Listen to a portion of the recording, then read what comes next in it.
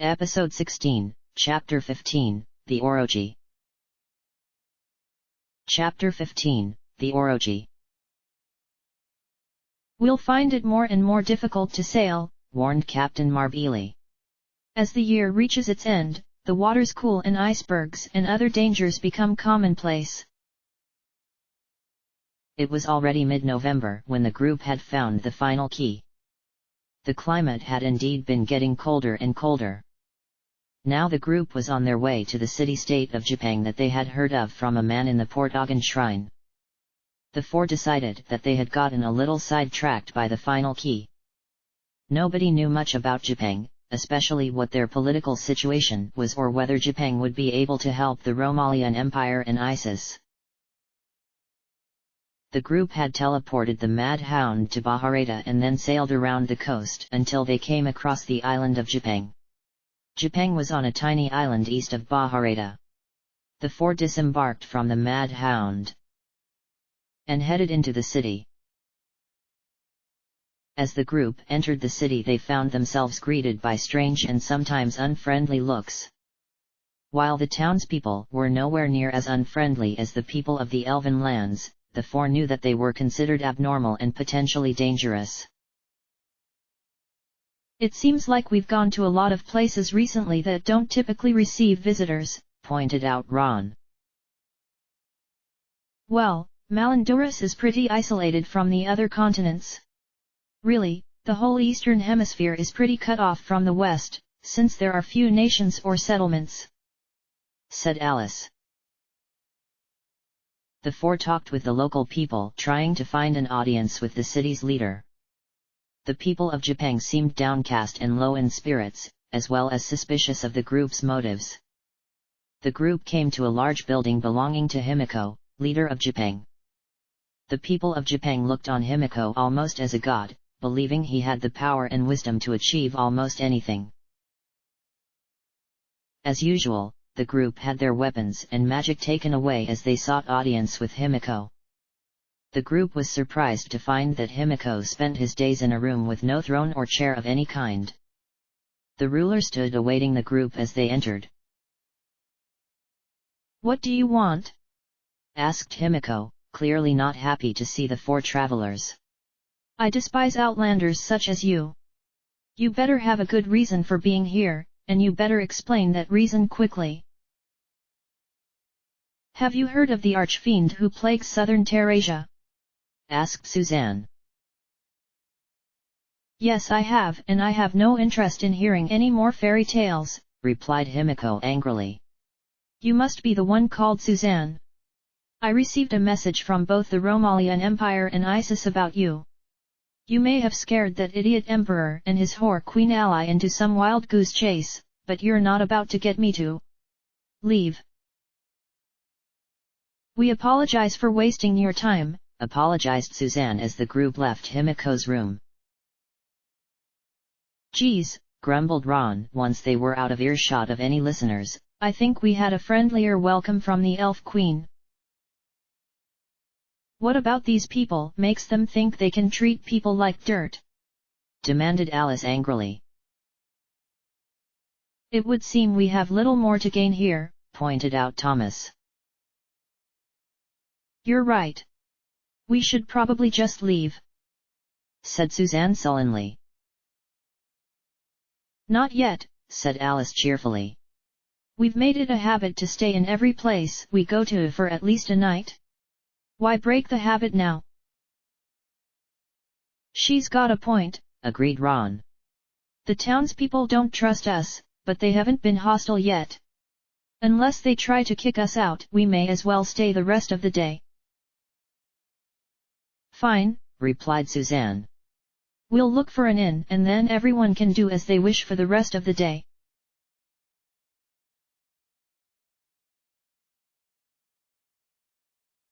The group found, however, that the only inn in Jipang had been closed to visitors for some reason. The group decided that they'd once again have to set up camp just outside of town.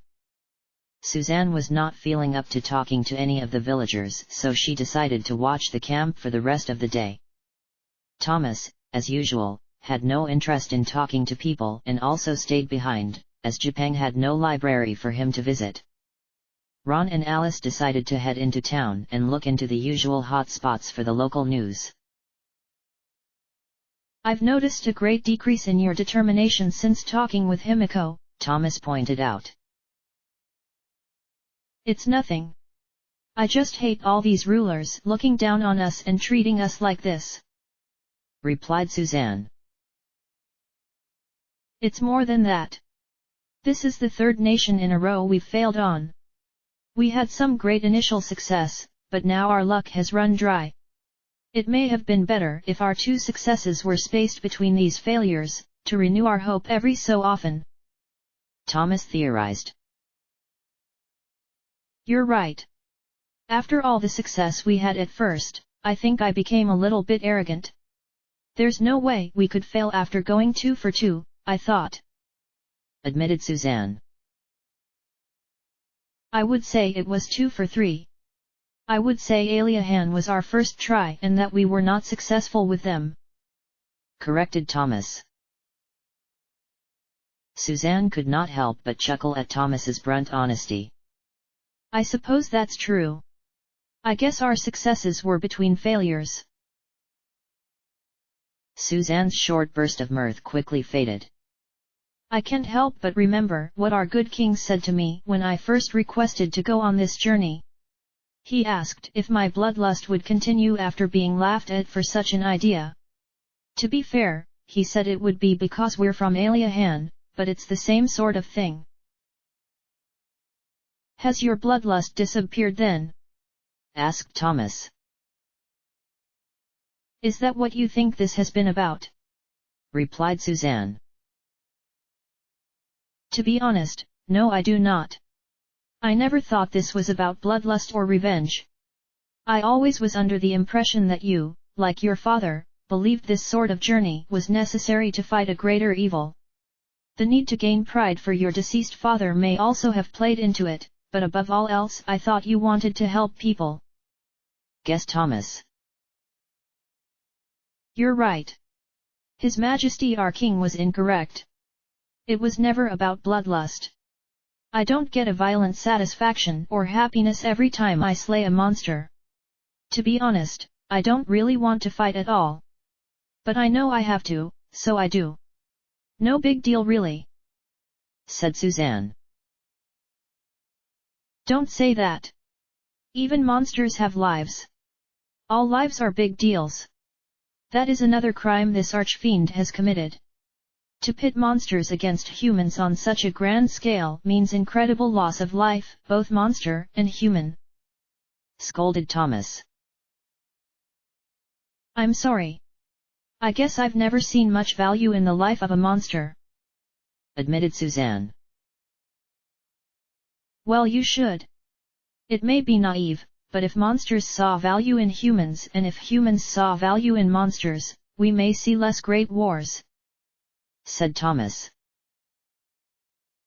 Hey guys! You won't believe what we found out, called the voice of Alice as she entered the camp. Yeah guys, there's a reason why all the citizens here looked so down, besides our arrival, chipped in Ron. What reason is that? Asked Suzanne. These people are being terrorized by a dragon called the Orochi, explained Ron. Apparently, the beast won't attack the village so long as the people sacrifice a beautiful young woman every so often. The time of the sacrifices is random, determined by none other than our darling Himiko himself, continued Alice. The villagers say he has divine abilities that allow him to determine the longest time to go without sacrificing someone without angering the beast. That's awful, exclaimed Suzanne. No wonder everyone in the city looked so down. It wasn't just us after all. Where is this Orochi? Are you suggesting what I think you're suggesting? Asked Thomas. Yes. We're going to slay the Orochi ourselves and save the people of this city, declared Suzanne. But why? They haven't asked for our help and I'm sure they've tried to slay the beast. What makes you think we'll be successful? Asked Thomas. We have to try. You said that once. We can't sit by while these people suffer, replied Suzanne. Well said, beamed Ron. I'm up for another dragon fight. They said the Orochi lives in a nearby cave just northeast of here, said Alice. Let's do this.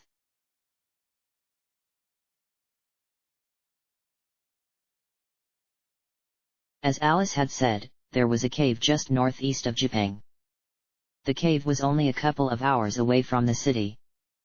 The group descended into the cave and found that it was incredibly hot inside. Oh my goodness! exclaimed Ron. Perfect lair for a dragon. Could it be any hotter in here? Actually, some dragons prefer the cold, corrected Alice. They would be quite miserable in here. How can a bunch of things that breathe fire like the cold? asked Ron. Some dragons don't breathe fire. It is said that there are some that breathe terrible gales of cold and ice, explained Alice. You're making that up. Everyone knows dragons breathe fire and that's that, argued Ron. Who's the sage here? I'm telling you, some dragons breathe ice, yelled Alice. No time for arguing. They're here, called Suzanne. The group was confronted with two monsters that looked very similar to the human fat monsters they fought in the cave near Bahareta, the ones that could cast the confusion spells. These ones had red skin rolling off them. They still carried staves of similar nature to the green versions near Bahareta. Deciding that magic would be worthless against the creatures, Alice took out her sword and ran at one of the creatures. She gave it a slash across the midsection. However, the creature's layers of skin and fat kept the blow from being anywhere near fatal. The two creatures then displayed incredible agility as they quickly retreated from Alice's charge and cast spells at the group. Both Alice and Suzanne were hit with the yellow waves of confusion spells. Alice managed to shake hers off, but Suzanne was visibly disoriented. Beware Suzanne! The spells affected her, warned Thomas. As if to prove his point, Suzanne came at Thomas and managed a slash across his shoulder. Thomas began casting a sleep spell and sent Suzanne to sleep. Ron finished off the creature that Alice had wounded with a crushing blow to what may have been the creature's face, it was hard to tell. Seeing the surviving creature attempting another spell, Alice ran at it to try and kill it before it could finish its casting. Just as before, however, the creature's girth cushioned the blow from killing it. The creature finished its spell and sent yellow waves at Ron. Ron managed to resist the confusion and return the creature's spell with steel. The monster died. The group made sure to stay away from Suzanne as the effects of confusion wore off. After that the group went to work exploring the cave. The group took a left right off the bat and went down a large hallway. They soon found their way blocked by a stream of fiery rock, a mudslide of flame. What is this? asked Ron, taken aback by the scene. Lava, answered Alice. Make sure not to touch it. It's as lethal as it looks. Wait, isn't lava found in a volcano? asked Suzanne.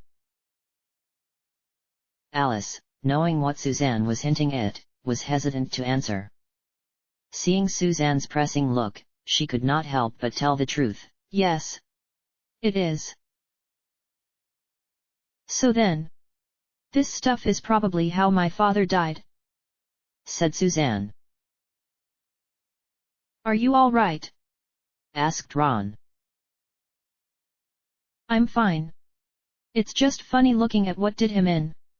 If it were a monster, I would feel anger.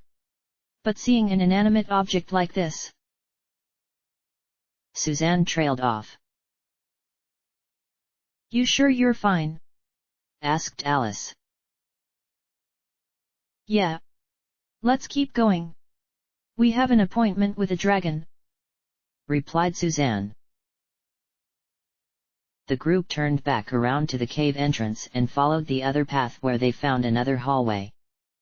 They followed the hallway and eventually found a chamber heading to the right. The group entered the chamber and found themselves greeted by 3 bears. Watch out, guys! Called Ron.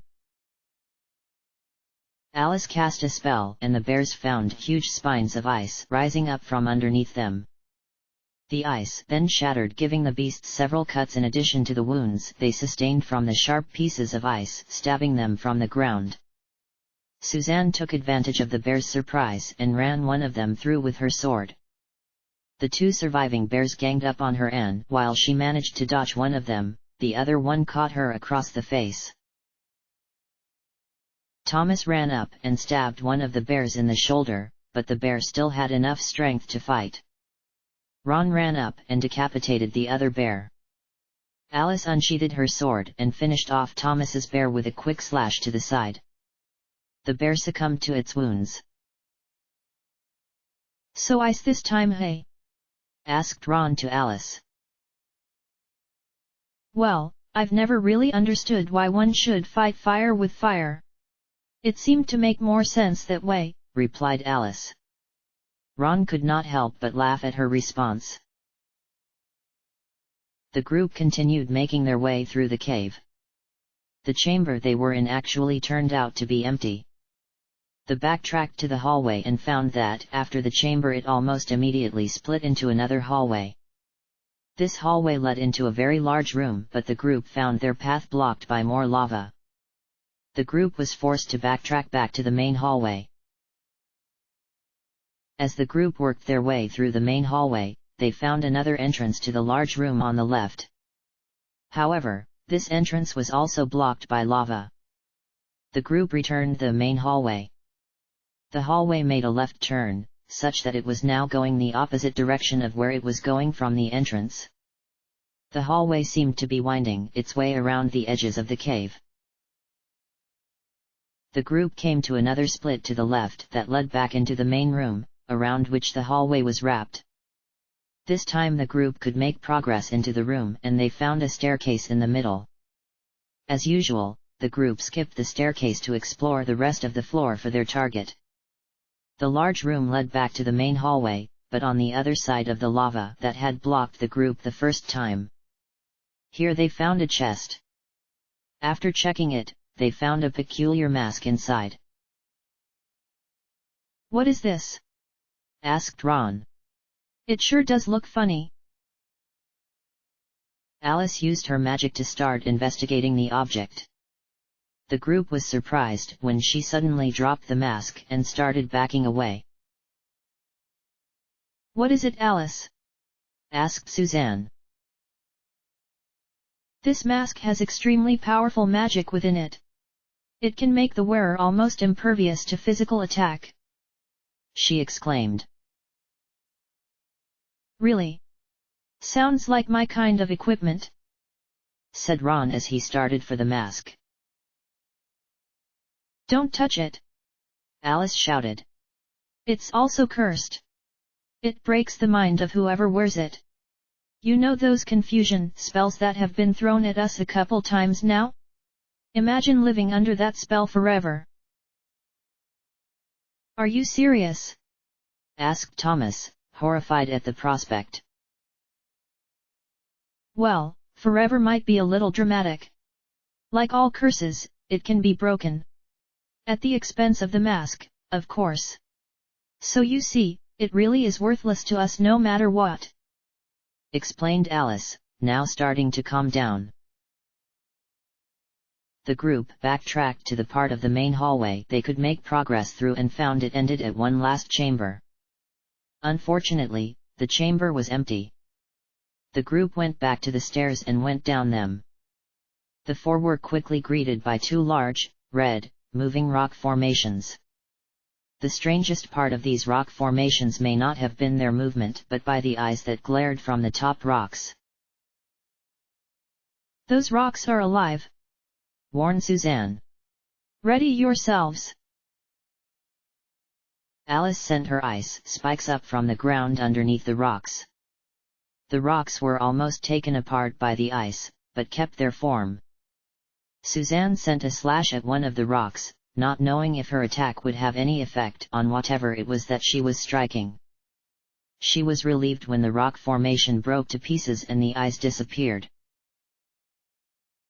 The other rock monster was still alive, however. The rock monster suddenly opened up at the top, similar to one opening his or her mouth, and breathed a blast of fire at the group. The fire caught the group off guard and inflicted serious burns on all four of them. The four were still in fighting shape, unfortunately for the rock monster. Thomas finished the creature off with a stab between the eyes. The creature fell apart just as its partner had. "More fire breath. I guess we should have expected that in a fire cave like this," commented Suzanne, waiting for Thomas to finish the healing rounds. "I don't think our tricked-out armor did much against that breath either," complained Ron. "Many people have come up with the theory that monsters' fire breath is not actually magic," explained Alice. "It's actually a natural occurrence, such as breathing oxygen is for us. These theories are supported by instances like this, where wards against magic do not protect against fire breath." "Oh, that's great. How does that help us?" asked Ron exasperatedly. "There are wards that can protect against breath weapons," said Alice thoughtfully. "I believe that would be my area of expertise," joined in Thomas. "But, as usual, I don't have the knowledge of magic necessary when we need it." "Don't do this to yourself again, man. There's only so much one man can do. You'll get it soon. Just like how you got the antidote spell. Just like how your healing just keeps improving," said Ron. The group was now in another hallway, similar to the one on the previous floor. This one was significantly shorter. It led to a chamber with a gruesome altar inside it. Both the altar and the area around it were covered in blood and human skeletons. "This must be the sacrificial altar," said Ron grimly. "I can't help but notice how deep inside the altar is," noted Thomas. "The Orochi probably hopes that whoever escorts the sacrifices inside will be killed by the other monsters. More food for the beast." "We have to be close then," said Suzanne. The group went back to the hallway and found it split in both directions midway between the chamber and the stairs. One split led quickly to a dead end. The other split led to a huge chamber almost filled by a lake of lava. There was an island in the middle of the lava lake with a bridge leading from the hallway the group was into the island. The group quickly made their way onto the island. The four wound themselves around the various boulders scattered around the island, careful to look for more rock monsters. And then the group found their target. "Oh goodness, this will be a fight," said Ron. "Numerous heads. I pray they can't all breathe fire, especially at once," commented Thomas. "We can take it," said Alice confidently. "It seems happy to see us. I wonder why that is," noted Suzanne, knowing full well from the sacrifice chamber why the beast was happy to see them. The Orochi was a green dragon with 5 heads standing upon 4 legs. Each head had blue spines running up it. The dragon was indeed happy to see the 4 humans no longer wandered into the cave, too afraid of the beast. To see the 4 humans wander in on their own, without the dragon having to do any work, was like a free meal for the Orochi. Alice created spikes of ice underneath the Orochi. The Orochi hissed in pain, but the group was amazed to see its wounds already closing before their eyes. Suzanne and Ron struck the Orochi with their weapons. Not only did the dragon's scales reduce their weapons' effectiveness, but they could see the wounds they did inflict closing as well. Damn! The bastard can regenerate! Swore Ron. Thomas hung back and cast a spell. The four were engulfed in the bright light of the spell that reduces vulnerability to physical attack. The Orochi brought two of its heads to face the party.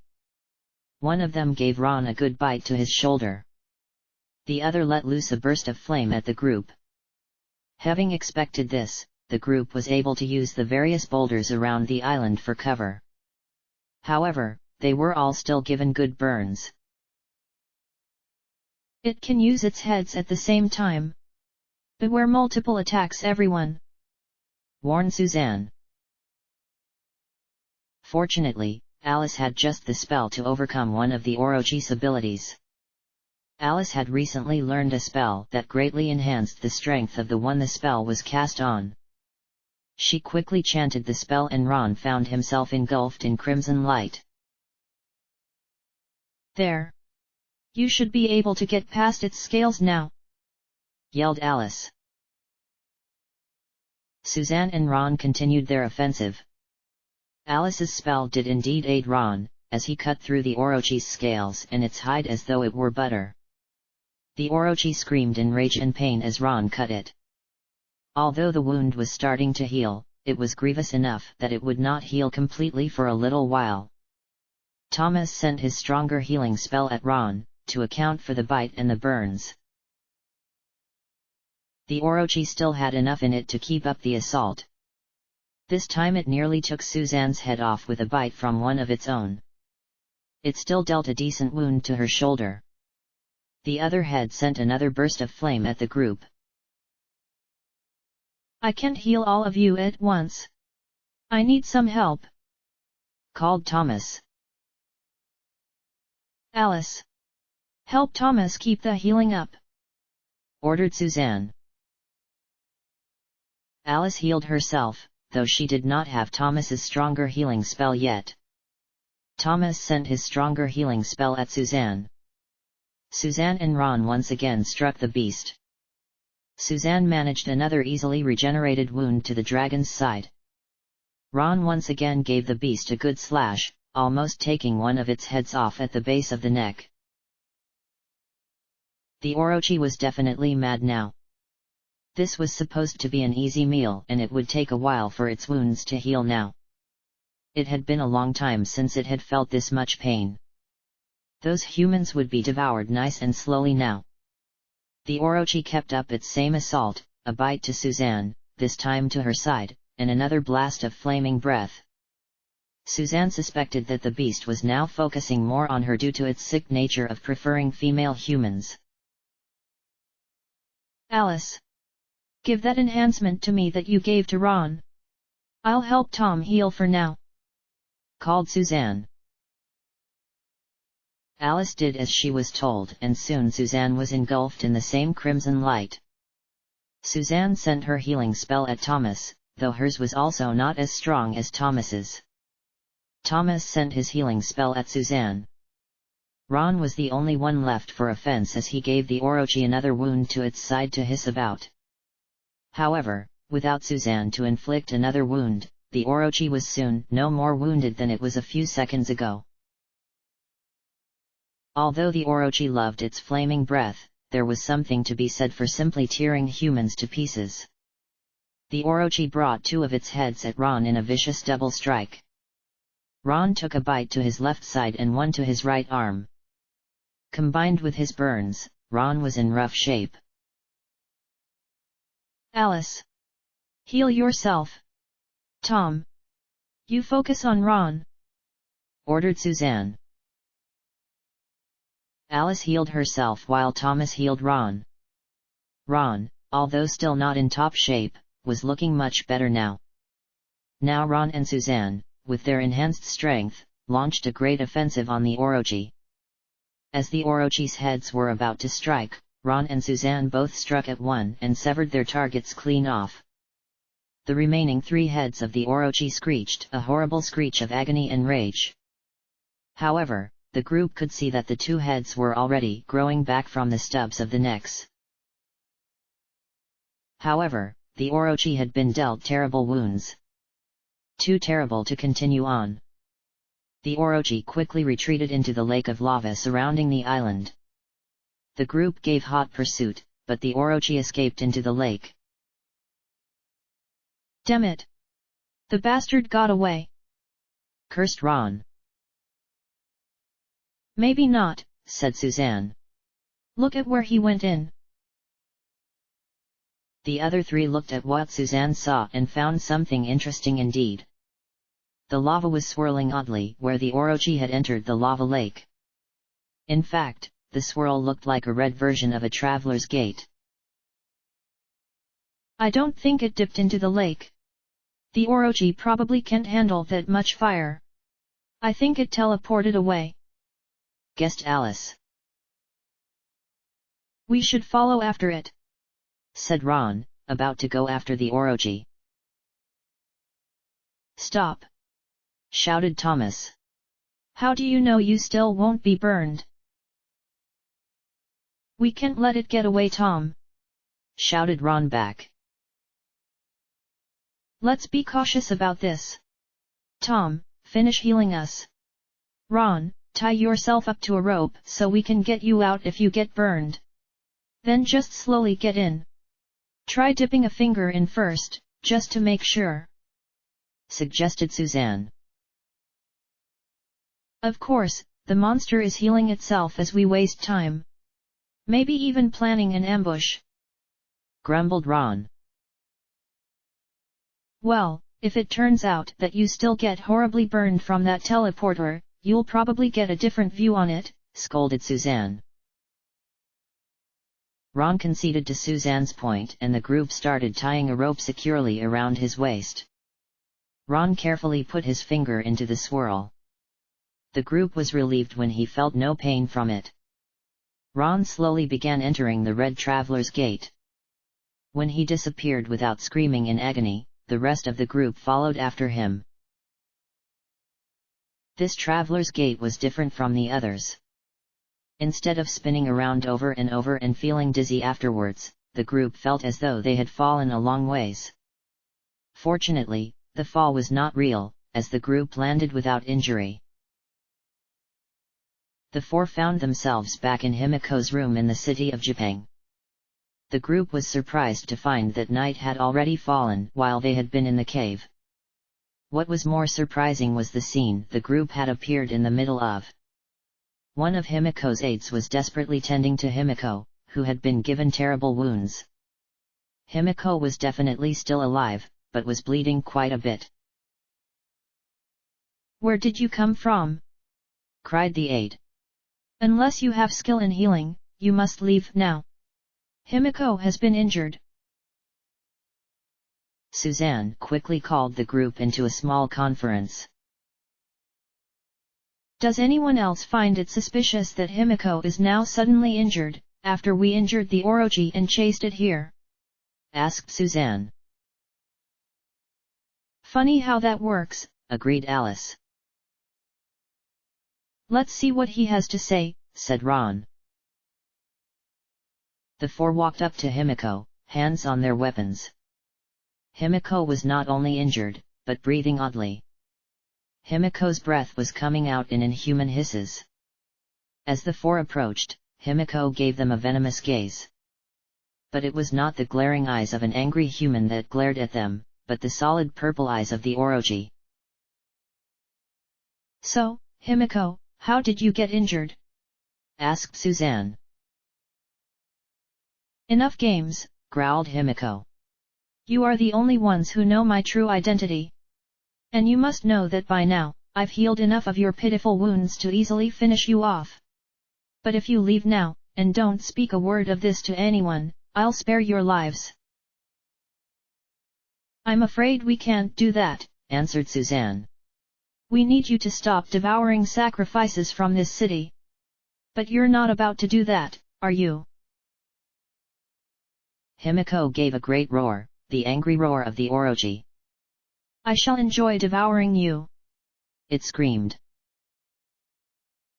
The group quickly drew out their weapons as Himiko's form quickly grew and morphed into the form of the Orochi. As the Orochi had said, it had recovered from a good amount of its wounds. Where there had been 2 stumps left over before, the Orochi now had 2 new heads, though they had not yet grown to the size of its 3 others. Alice and Thomas knew that the spells they had cast in their first fight with the Orochi had worn off. Alice recast her spell on Ron, once again enhancing his strength. Thomas recast his spell on the group, giving them extra protection against the Orochi's bites. Ron and Suzanne resumed their offensive against the beast. They were pleased to see that, besides the small heads, some of the Orochi's other wounds still remained. Suzanne, not yet boosted by Alice, once again found it difficult to inflict a wound that the Orochi could not almost immediately heal. Ron, however, was once again cutting through the dragon's skin like butter. The Orochi, incensed by the human female that dared stand up to it so, forgot its flaming breath for the moment and brought 2 of its heads down to bite at Suzanne. Suzanne tried to jump over the attack this time but was sent sprawling to the ground with 1 good bite in each leg. Alice cast her magic on Suzanne, so now both the front-line fighters had great strength. Thomas sent his stronger healing spell to Suzanne, almost completely healing her legs. Ron tried to go for the Orochi's head again, but the creature was ready for the attack this time. The head ducked down and then came violently back up, sending Ron flying. Suzanne managed a strike to the creature's leg, almost severing it. The creature limped for all of 2 seconds as it let out a burst of flaming breath. Alice! Help Thomas heal! We just need to outlast it! Called Suzanne. Alice healed herself while Thomas healed Ron. In the case of most monsters, the Orochi would have made things worse for itself by throwing Ron over itself, for it was no flanked by Suzanne and Ron. However, a 5-headed beast like the Orochi was not at much of a disadvantage with an enemy behind it. Ron tried going at one of the 2 weak heads with another jumping strike but found them quickly snake away from his strike, leaving him on the creature's back in the middle of the 5 heads. Suzanne stabbed the beast just under one of its heads. By the creature's roar, Suzanne guessed she had not been far from the creature's heart, or some vital organ. The creature was definitely angry now. 2 of the Orochi's heads took a great inhale and unleashed a double blast of flame upon the group. As Ron was still on the dragon's back, he was not hit by the blast. The other 3 were badly burned however.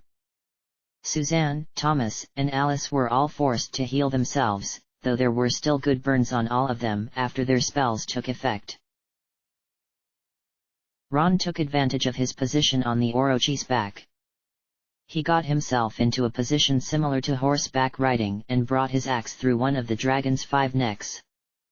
Ron felt a spine snap as he did so and realized that each of the necks must have a spine.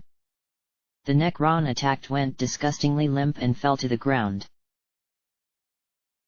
The Orochi realized the advantage Ron now had over it but realized it could not get its heads around to attack him. Instead, the dragon tried to buck Ron off its back. Ron tried to hold on, but quickly found himself falling off its back. The creature then tried to stomp on Ron, while one of its heads sent another blast of flame at the other 3. Ron managed to avoid the worst of the stomp, but took a crushing blow to his left arm. Thomas and Alice healed themselves again while Suzanne rejoined the melee. She managed to get underneath the head that had just breathed fire and sent a great upward slash at the dragon. The result had one of the beast's heads on the ground and a stump of a neck left. The creature howled in agony, allowing Ron to get back to his feet and try a daring move of his own. The Orochi was so distracted by its pain, as it was so unaccustomed to feeling, that it forgot to get one of its other heads out of the way as Ron sliced it clean off. The Orochi was now left with 1 good head and 2 smaller heads. The Orochi quickly overcame its pain, channeling it into rage. It brought its good head and one of its smaller heads around to fight the group. The large head threw out a blast of flame while the smaller head snapped at Suzanne. Suzanne managed to block the smaller, weaker head with her shield. Alice healed Ron while Thomas healed Suzanne. The four knew the Orochi was in its last stages of life. Suzanne and Ron focused on the large head. Suzanne went in low, ready to roll away if the head tried to crush her. Ron went in high. The creature's head was stuck between a rock and a hard place. If it tried to crush Suzanne, Ron would finish his own crushing slash on the neck. If it tried to swat Ron out of the air, Suzanne would have plenty of room to perform another terrible upward slash. The Orochi decided to pick on Suzanne again, as the two humans had come to expect from the dragon. Having anticipated the attack, Suzanne easily rolled away. The Orochi roared before Ron even decapitated it again, knowing its head's fate. Indeed, there was a third head on the ground. The Orochi now also knew its fate. With only its two weak heads left, it could not hope to put a suitable offensive up. Nevertheless, it brought its two heads around and sent a double blast of fire at the group. However, the two blasts were only as strong together as one of the blasts from a strong head. But the Orochi knew it was still doing more harm than the two healers could erase. If it could outlast the humans, it could spend the next few months in rest healing its wounds. The group knew the Orochi's plan. Alice and Thomas healed themselves while Ron and Suzanne kept up their offensive. Ron and Suzanne once again focused on the same head, and the creature was once again unable to dodge the double attack. Another head landed on the ground. The last head sent out one last desperate blast of flame at the group, but this one was noticeably weaker. Ron and Suzanne finished off the final head and then the entire group went to work hacking the creature to pieces. Since it could heal itself, they could not risk the creature healing back someday. They cut and hacked until they came to the creature's heart. After stabbing the heart, the healing seemed to stop. Blood flowed unabated and none of the stumps tried to grow anymore. The group stopped their bloodbath and took one final look at the beast. The Orochi had finally died. End of chapter.